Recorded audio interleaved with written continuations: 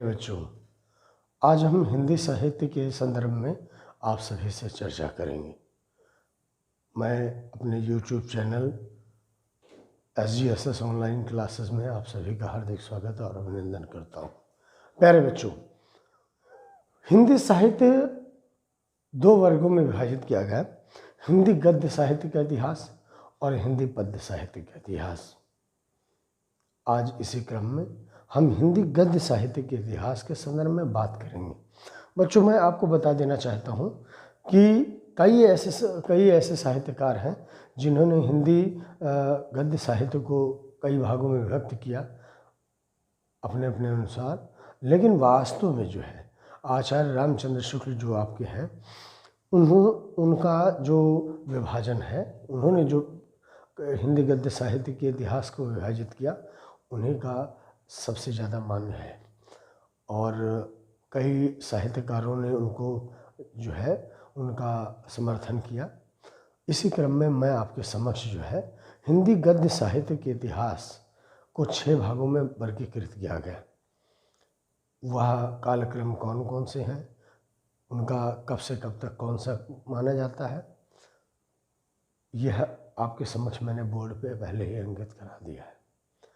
आइए इसी क्रम में हम बात करते हैं कि हिंदी गद्य साहित्य का इतिहास जो है, हिंदी गद्य साहित्य का इतिहास बच्चों 6 भागों में विभक्त किया गया है, परंतु हमारी हाई स्कूल के पाठ्यक्रम में केवल 2 हमें पढ़ने हैं। उसको मैंने आपको पहले लिख दिया, परंतु हमें हिंदी गद्य साहित्य के अंतर्गत केवल शुक्ल और शुक्लोत्तर युग ही पढ़ना है।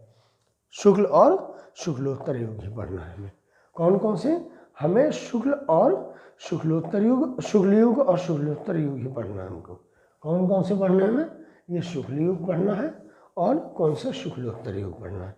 ठीक, अब आपके समक्ष जैसे पहले ही मैंने अंकित कर दिया है, आप एक काम करेंगे कि इसके कालक्रम को जो है अब मनन करने का प्रयास करेंगे, चिंतन करने का प्रयास करेंगे, अपने मेमोरी में, अपने जो है स्मृति में इसको धारण करने का प्रयास करेंगे।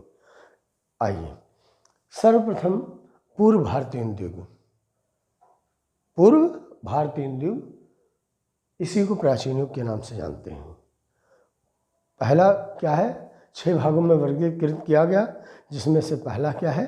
पूर्व भारतीय युग, जिसे क्या कहते हैं? प्राचीन युग के नाम से भी जानते हैं। और यह कब से कब तक माना जाता है? 13वीं शताब्दी से लेकर के 13वीं शताब्दी से लेकर के 1868 तक, सन 1868 ईस्वी तक माना जाता है। देखिए लिखा है। फिर इसके बाद आता है भारतीय युग। भारतीय युग जो है 1868 से लेकर के 1900 तक माना जाता है, अब ईस्वी तक माना जाता है। उसके बाद में आता है द्विवेदी युग माना जाता है, और वह द्विवेदी युग जो है सन 1900 ईस्वी से लेकर के 1922 ईस्वी तक का माना जाता है।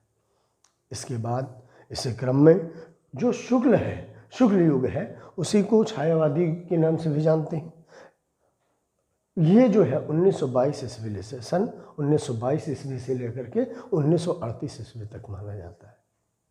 ठीक, फिर इसके बाद आता है शुक्लोत्तर युग। इसी को छायावादोत्तर युग भी कहते हैं, इसी को प्रगतिवादी युग कहते हैं। और इसी शुक्लोत्तर युग को ये नाम किसने दिया, ये नाम किसने दिया, या शुक्ल युग का नाम ये किसने दिया, या और कौन कौन से नाम संभव है, किसने किसने कहा है, इसके संदर्भ में थोड़ा सा हम अच्छे तरीके से पठन पाठन इसका करेंगे।